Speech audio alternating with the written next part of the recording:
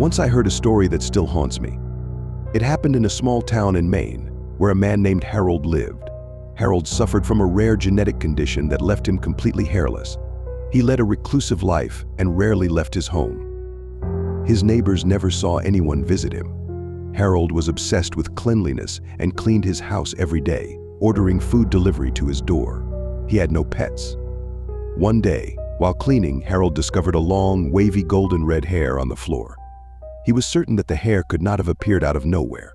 Harold meticulously inspected the house but found no signs of intruders. However, a few days later he found another hair, this time on his bed.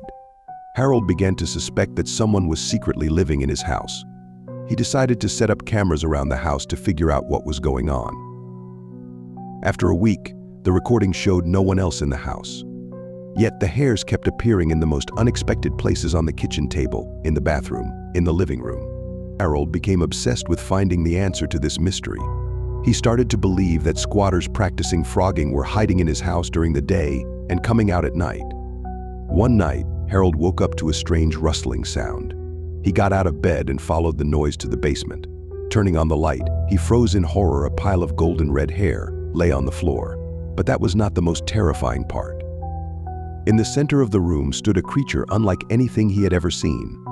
It was enormous, with long limbs and glistening skin.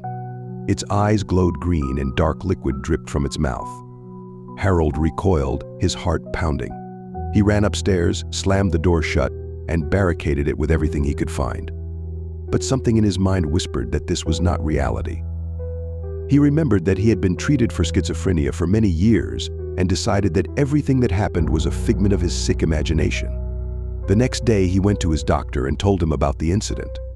The doctor reassured him, saying it might be a flare-up of his illness. Harold returned home, convinced that it was all a hallucination. But the hairs kept appearing. And the creature from the basement continued to visit his dreams, which were so realistic that he woke up in a cold sweat. One day, unable to bear it any longer, Harold decided to conduct an experiment. He left the basement door open and set up cameras in the room.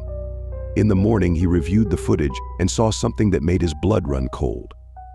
The cameras had recorded the creature emerging from the basement and wandering through the house, leaving behind trails of hair and dark liquid. Harold realized that it was not a figment of his imagination. He called the police, but no one believed him, thinking him crazy. So he decided to fight the nightmare himself. He armed himself with anything he could find at home and went down to the basement. The creature met him with its malevolent gaze, and a fierce struggle ensued. Harold managed to drive the creature away, but he was seriously injured.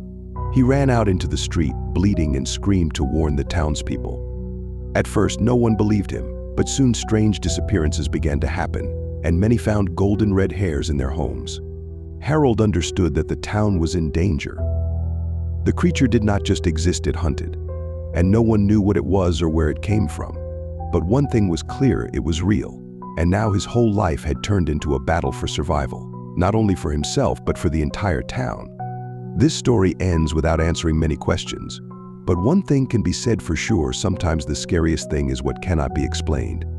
Harold became a living example of how easy it is to become a victim of your own fears, especially when those fears turn out to be reality. Thank you for watching. Like or dislike and leave your comments, they are important to me. And of course, subscribe to the channel, it will be more interesting.